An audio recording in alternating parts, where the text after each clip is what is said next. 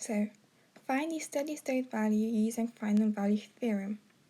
We can't always use final value theorem, so when do you know if you can and if you can't? It depends where your poles lie on the imaginary and real axes. If you have poles at the center of these axes or on the left hand side, then you can. But if you have poles on the right hand side or on the actual imaginary axis itself, then you can't. I mean, you can go ahead, but you're gonna get wrong answers.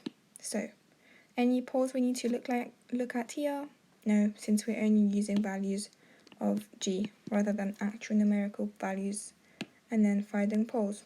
So, for now, we can write the final value theorem.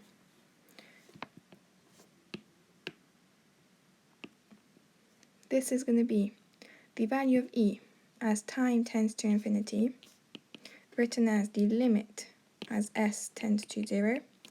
We're using s rather than t since we're using the Laplace domain.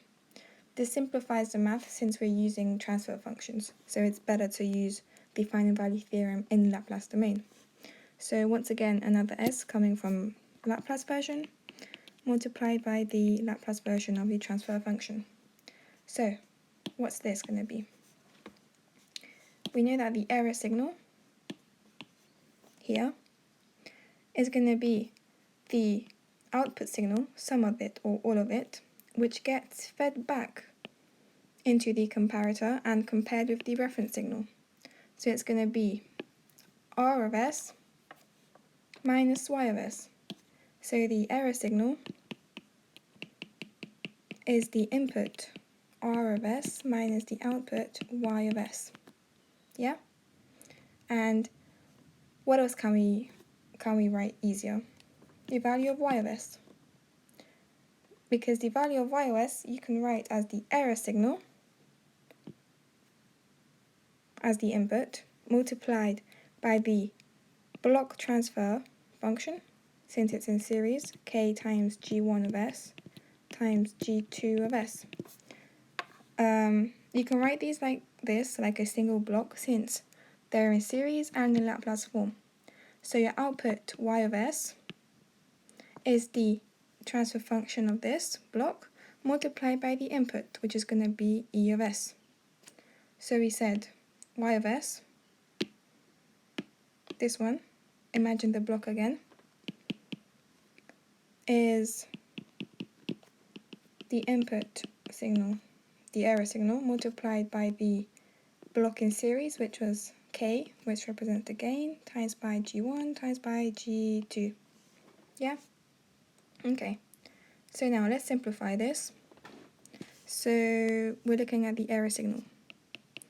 The error signal is the reference signal from here, subtracted these. So once again, another error signal times by k times g1 times g2. We want to take this to the other side, so we have both e of s is on the same side. E of s times k times g1 times g2 equals the reference signal.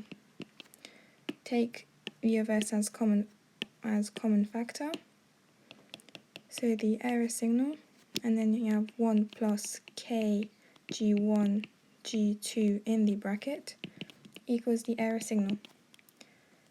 Finally, the error signal can be written as the reference signal over the 1 plus k times g1 g2. Okay, so plugging this back into the steady state value, so back into this, plug in the value of e, you're going to get that the steady state value is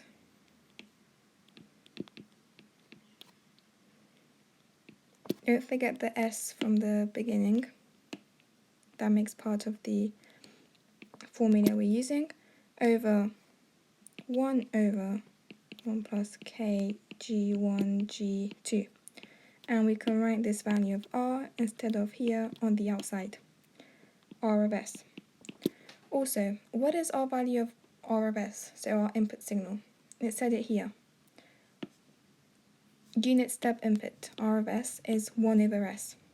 So if you then go and write, instead of R of S, our actual value, which is 1 over S, this could be your final form for the steady state value.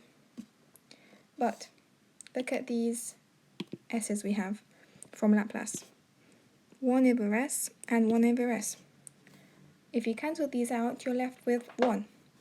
So your steady state error is 0, because 1, so basically 100%, because you're only left with this value of 1, 100% of your input is then transferred as your output.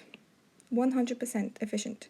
So the steady state error is 0 once these cancel out from the Laplace form.